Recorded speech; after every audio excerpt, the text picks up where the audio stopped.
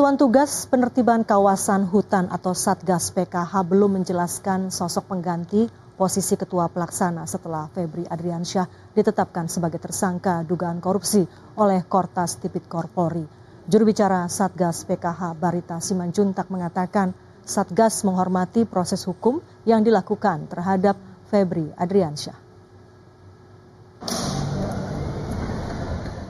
Menteri Pertahanan Syafri Samsudin mengumpulkan para pejabat negara yang termasuk di dalam Satuan Tugas atau Satgas Penertiban Kawasan Hutan PKH di kantor Kementerian Pertahanan Jakarta Pusat pada Senin pagi.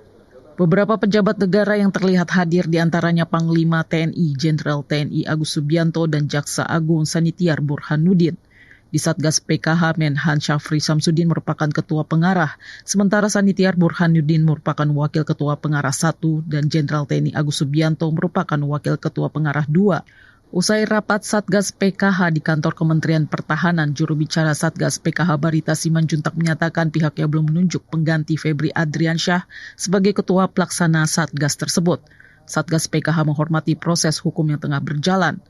Juru bicara Satgas PKH itu juga meminta publik menunggu penjelasan resmi dari Kejaksaan Agung. Tidak terpengaruh sama sekali dalam berbagai dinamika yang ada, karena prinsip hukum kita tidak tergantung pada orang perorangan, ya, tidak tergantung pada pribadi per pribadi, tetapi sistem pengelolaan yang diatur oleh mekanisme ketentuan peraturan itu yang kita kerjakan sebagai satu bentuk akuntabilitas organisasi yang dapat kita lihat. Febri Adriansyah yang sebelumnya Jaksa Agung Muda Bidang Tindak Pidana Khusus atau Jampitsus menjabat sebagai Ketua Pelaksana Satgas PKH.